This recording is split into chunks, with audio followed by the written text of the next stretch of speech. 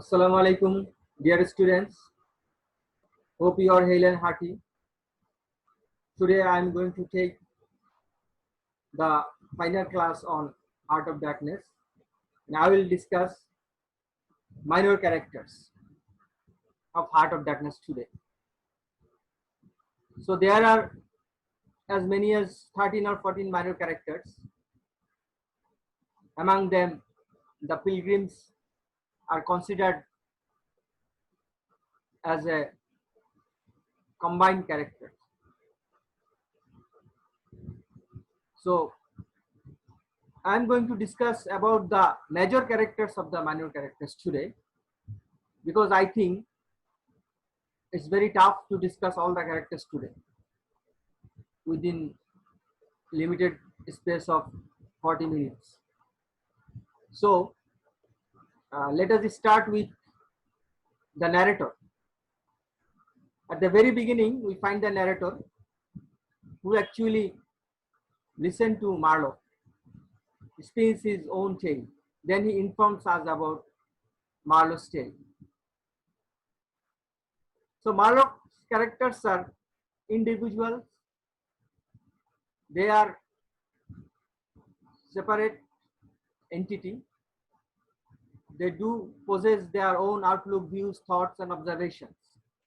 And they listen to the other characters, especially to Marlowe's experiences, and then discloses it to us. So you simply look at the screen and write down the necessary points or important points. So the narrator doesn't have any name actually. He is a weathered sailor by the name of Marlowe. At the outset, he is highly impressed by all the light on the Thames. He thinks about English nautical history in terms of light, for instances. In the opening scene, to him, the sky is a benign immensity of outstanding light, and the only darkness is over Gravesend and the city of London. A mournful gloom, brooding, motionless, and the familiar ground of London assumes a sinister and unreal nature as the sun falls. From glowing white changed to a dull red without heat, as if about to go out suddenly, striken to death by the touch of that gloom brooding over a crowd of men. So the dwindling features of the light and darkness we see at the very beginning, which actually creates an imagery, and Marlowe keep continuing the imagery of darkness from the very beginning. So the tale starts at the evening and it ends at night, and amid we see the dwindling or entangling features or countenance of light and darkness. So that is very symbolical. So the narrator in the opening few passages of this story of Marlowe expresses almost everything. So go to the next page. What we can see,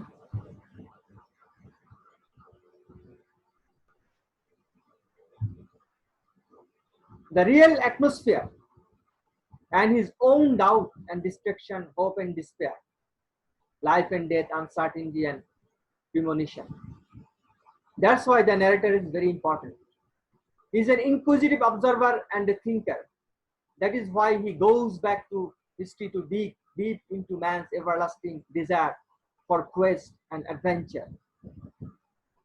So I would like to quote few lines or few sentences from the very beginning of the text. Page 3 of chapter 1.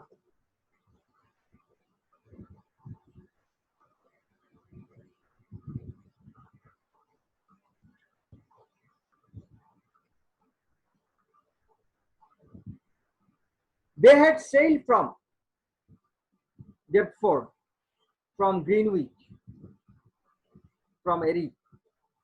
The adventurers and the settlers, king's ship, and the ships of man on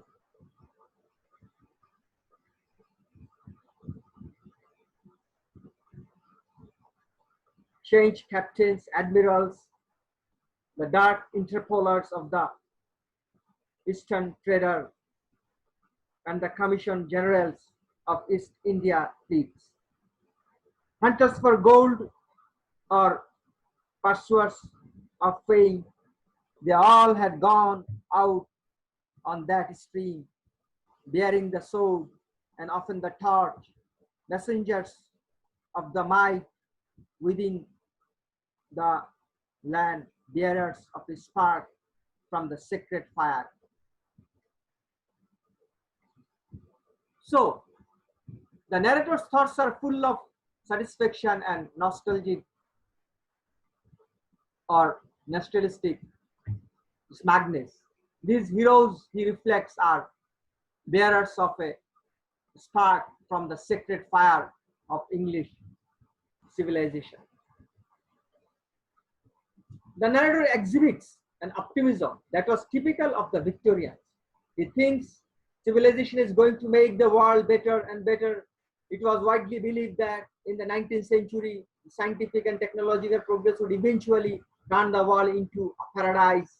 So he believes too confidently in the forces of progress. But unfortunately, as the novel progresses, we see they plunge into the womb of darkness. So go to the next page.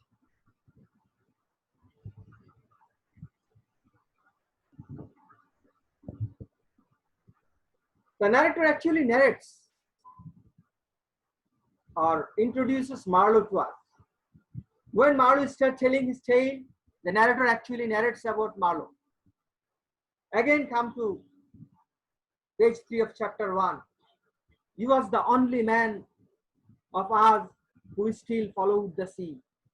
The worst that could be said of him was that he didn't represent his class. He was a seaman, but he was a wanderer too. While most seamen had, if one may so express it, a sedentary life. So it tells us about his keen sense of observing a person, even from a distance, and judging him accordingly. Turn the page and you will find the narrator's observation again. The yarns of seamen have a direct simplicity, the whole meaning of which lies within the shell of a cracked nut. But Marlowe was not typical, and to him, the meaning of an episode was not inside like a kernel, but outside, enveloping the tale, which brought it out only as a glow brings out the haze in the likeness of one of these misty halos that sometimes are made visible by the spectral illumination of moonshine. But by the end, his imagination is full of darkness as he goes to perceive Marlowe's warning to acknowledge and to be aware of the darkness, the incomprehensible.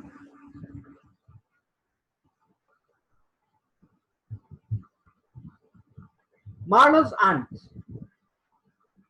So, Marlowe's aunt is another important character, though lady character. There are notably three lady characters in the novel. One is Marlowe's aunt, another is Coutts's mistress, and the other is Marlowe's intended. Beside, there are two women knitting black wool, which is also symbolic to Marlowe's journey into darkness. So come to Marlowe's aunt. Marlowe's aunt lived in Brussels and intervened on Conrad's behalf to secure him an appointment as a captain of a Congo-bound steamer. After completing the formalities with the company, Marlowe visits his aunt to thank her for securing the job for him. He finds that her aunt has distorted idea of the trading company's activity. She thinks that the company's mission to civilize the natives of Africa. Though Marlowe mentions her as an excellent aunt and found her triumphant and the wife of the high dignitary, she actually lives in an imaginary world. She thinks Marlowe something like an emissary of light, something like a lower sort of apostle. You will find it page number 13 of chapter 1. So to Marlowe, she is a representative of women's fake and elusive world, too sentimental altogether. So Marlowe portrays the typical 19th century woman. Consequently, when Marlowe leaves her, he is overcome by the feeling that he is an impostor, because Marlowe doesn't have any desire to civilize the native, and he is utterly guided by his instinctive impulse for love of adventure.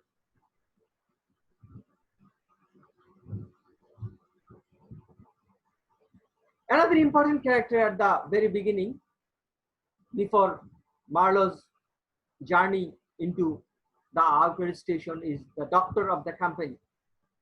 So the doctor of the company Marlowe actually meet in Brussels, the Sepulchre city, at company's office, where Marlowe finds everything disturbing and disappointing.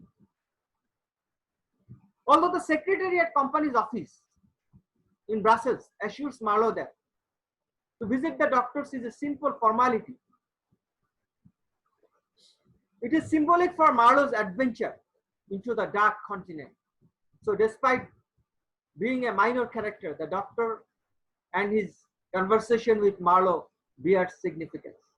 The doctor is old but efficient enough to judge Marlowe's uneasiness, irritation, and uncomfortable gesture of the disturbing and ominous atmosphere of company's office. When Marlowe meets the doctor's behavior seems mystifying and intriguing as everything he has watched there. After the routine examination, the doctor wants Marlowe's permission, or seeks Marlowe's permission to measure his head.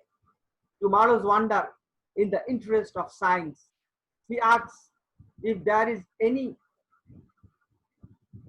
madness in any of Marlowe's predecessors. It appears that the doctor's opinion, all those who venture out to the world's unknown place are unhinged, mentally unbalanced. So the doctor isn't very reassuring either, like the clerk who says that only a fool would go to Africa. He keeps hinting, though he never says so directly, that if Marlowe goes to Africa, he may go mad, and he offers not very helpful advice that he should try to avoid irritation there. Madness is indeed a terror Marlowe will face and nearly succumb to in the jungle, which at the very beginning is hinted by the doctor.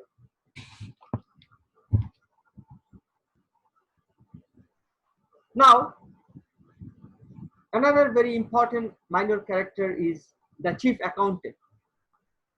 On first arriving at the outer station, Marlowe encounters a character who seems to embody the very opposite of all the disorder, ugliness, and futility he has seen so far.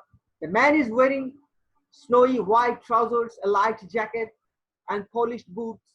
He is carefully brushed and parted his hair, and he is seen holding a parasol to protect his skin from the sun.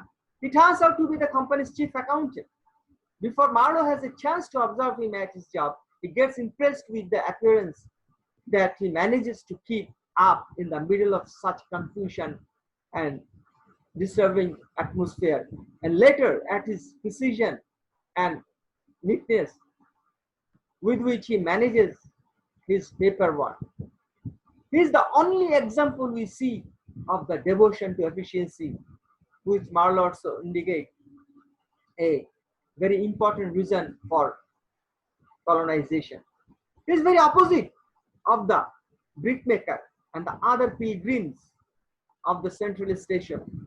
His books are in apple pie order, and he really does care about his job just as he cares about his appearances, which is immaculate. But he is so frantically devoted to efficiency in the form of neatness and precision that it becomes hard to admire or even like him. However, his devotion to efficiency blind him to the sufferings of both whites and blacks in Africa, who are actually dying in a large number. When one of the company's agents is brought into the office to lie out of the sun, he shows no interest or sympathy, though the agent is feverish, delirious, apparently at death's door. In fact, he complains that the man's groans make it difficult for him to concentrate on his work.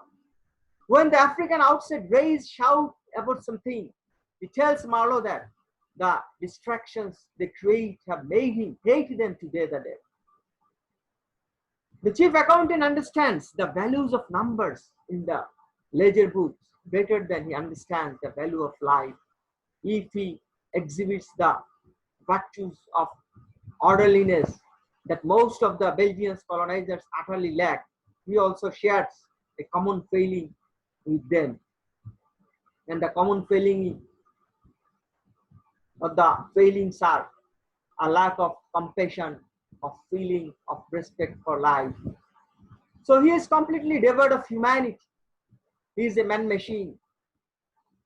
Perhaps Conrad is suggesting, though not explicitly, that even at its best, the company is inhuman, caring more about numbers than about people. The account first mentions to Marlowe about a certain Mr. Coates and praises him as a remarkable agent and informs Marlowe that he has managed to send back more ivory than all other agents combined.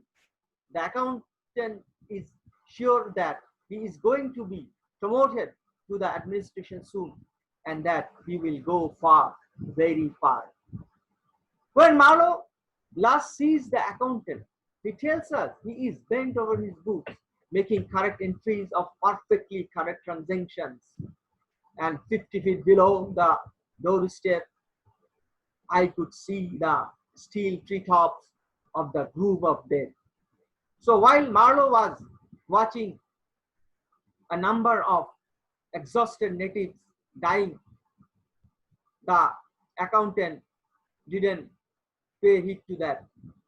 He was very busy with his routine work.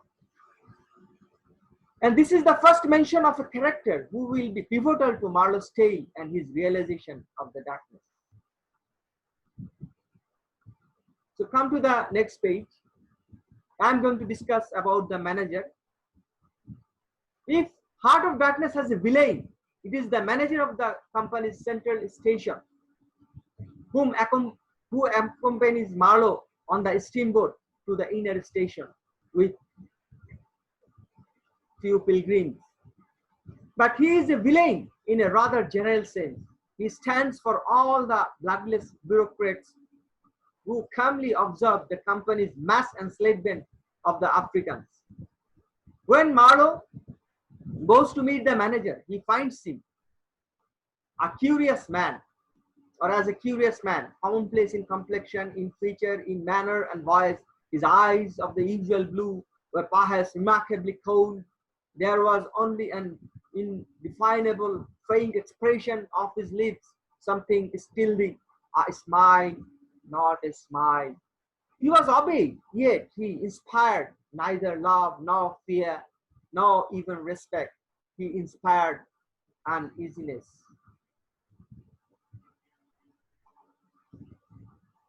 So his blandness conceals a deeper malignity, which becomes most apparent as he watches Hood's slow death with satisfaction.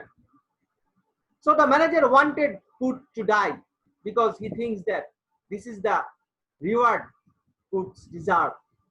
He half starves the boat African crew by refusing to stop to let them trade for food on shore. So he doesn't care about human life.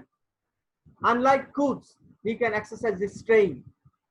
He cares a lot more about the appearance of being an upright manager than about the actual wrongs he commits. His crimes have the approval of society, the Belgian society. Most of them just involve on carrying on the business of the big bureaucratic debt machine known as the company.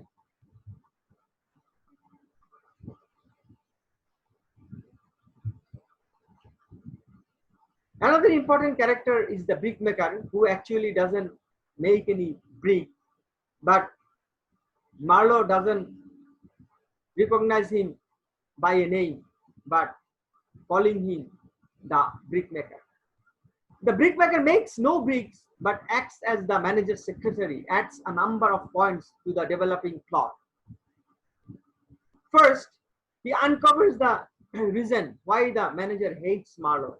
Secondly, he shows Marlowe the painting Quds has left at the central station, which is pivotal and very important to realize how a blindfolded woman leads a torch, which is very symbolic to Quds' own character.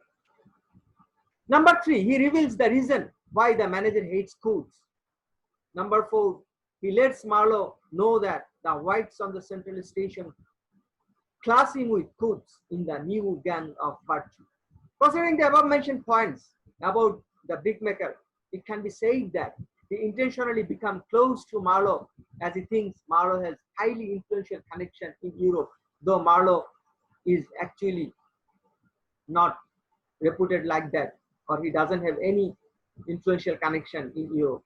But he lets the brickmaker think like that. So he takes Marlowe aside and tries to pump him for information under such mistaken impression. He would seem more like a villain if he were not so pathetically ineffective.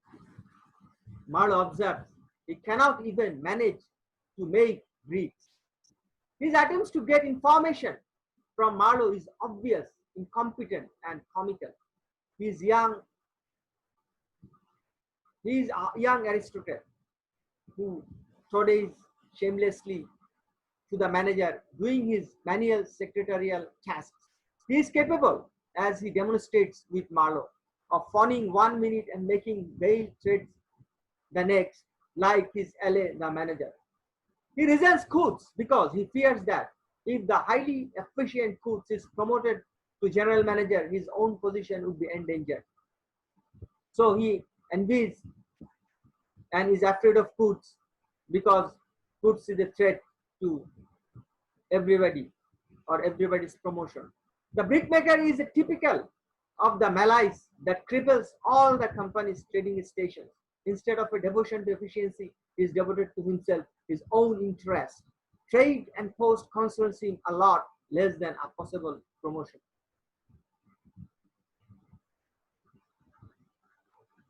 The last but not the least important character is the Russian.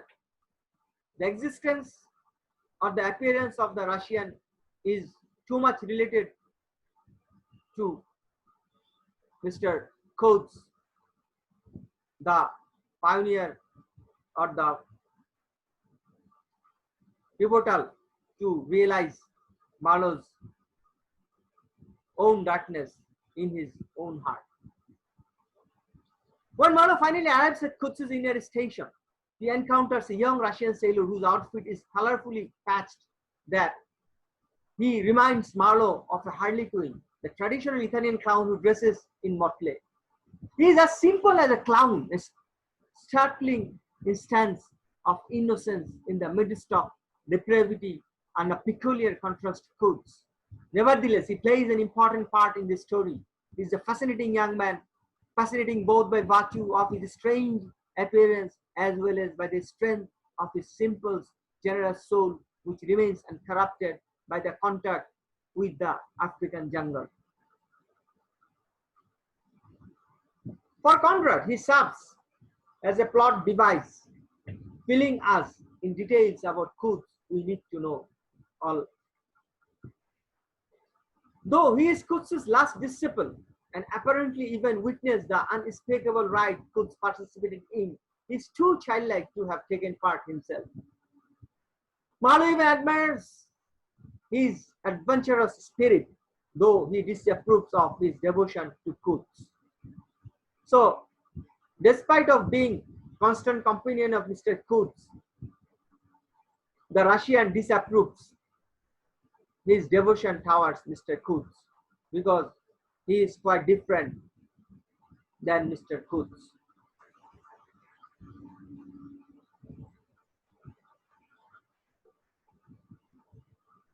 The novel actually ends with a lady character, a very interesting lady character. Quds is intended. Before that, we have met Quds' mistress, African mistress, who is at times ferocious, savage, beautiful, and superb. Now, Marlowe, though indirectly, compares Quds is intended to Quds' mistress. Marlowe meets the woman Quds was engaged to marry, his intended, after Quds has been dead for more than 1 year. She is living under the delusion that Quds was generous, kind, and noble at the end. And Marlowe doesn't choose to enlighten her.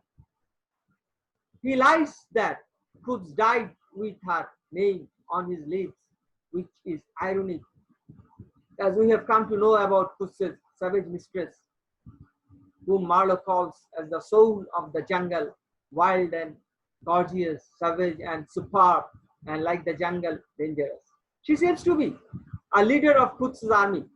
So Quds has embraced her instead of embracing her intended or so-called intended. Maybe he has forgotten her. The woman actually drowns in beautiful illusion.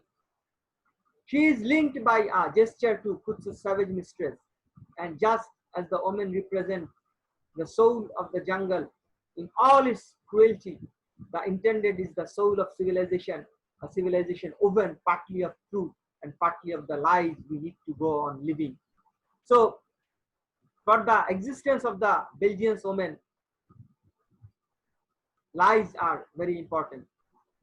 The Belgian public needs the light of the company's high ideas and philanthropic intentions in order to stomach or swallow the colonization of the Congo. Likewise, the intended needs the lie of Quds' ideals and intentions to believe that he died for a worthwhile cause. So now,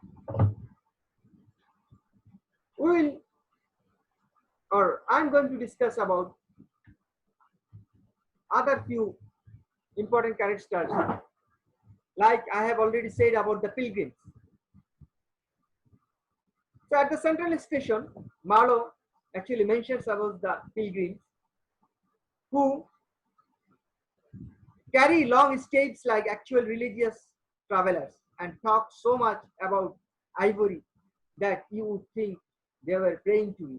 Lazy and self-satisfied, they represent the worst of the whites in Africa as to effectually lifting a little finger. Oh no. Marlowe says they beguile their time by backbiting and intriguing against each other in a foolish kind of way. Although he despises them, Marlowe uses the pilgrims for comic relief. So if you read chapter 2 properly, or read out chapter 2 properly, you will come to know about the pilgrims, especially on the trip upriver. 3 or 4 of them accompany Marlowe to the upriver, and the manager During the attack by the African natives, the terror and their wild gesture while they are firing like mad people at the African natives is very noteworthy. It actually indicates that the pilgrims are also bloodthirsty. They enjoy massacring Africans. They cry when Marlowe scares of their human targets with the screech of the steam whistle.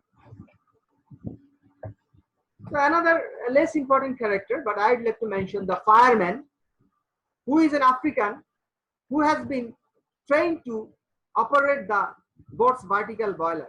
Marlowe says ironically that through instruction, he is an improved specimen, but he doesn't really understand the machine. He thinks there is an evil spirit inside who gets energy if you don't give him enough water. The fireman is an expression of Conrad's pessimism about civilizing the jungle. It can be done, perhaps, but it will be a long, slow process. Much more difficult, all the glib, idealistic talk about winning those ignorant millions from their horrid ways takes account of. The helpsman is actually an important character among the Africans. He is not an African native. He actually accompanies Marlowe on board the steamer, and his residences or his living place is actually 800 miles away from where they are now, on way to the upriver. So when the African native attacks Marlowe and his fellow crewmen on board the ship with his spears, assegais, and arrows, the helpsman reveals his desire by saying, "Catch him."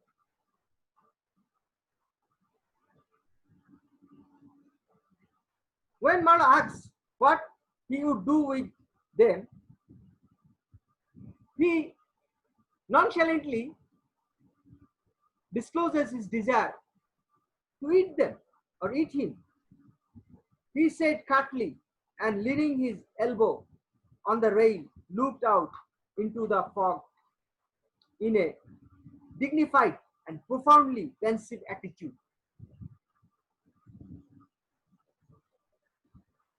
I would no doubt have been properly horrified, Marlowe utters, had it not occurred to me that he and his chaps must be very hungry. So, here comes the long digression. Actually, considering his character, Marlowe hurls a long digression about restraint, which is very important to exist or survive amid darkness or wilderness.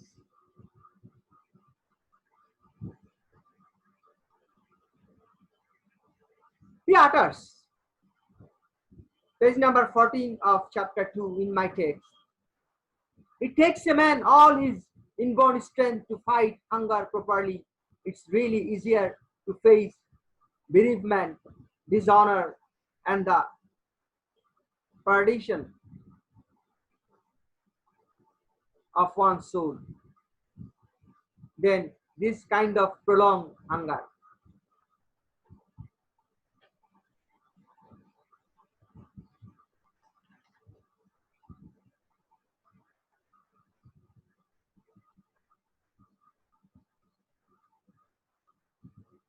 Yes, I looked at them as we would on any human being, with a curiosity of their impulses, motives, capacities, weakness, when brought to the chest of an inexorable physical necessity, restrain what possible restrain.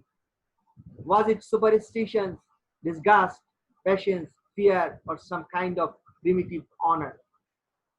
So the wilderness, the primitiveness, or man's primitive existence, or what actually man behaved amid wilderness or primitiveness, arouses in Marlowe's mind at the very peculiar and startling and striking behavior of the helmsman.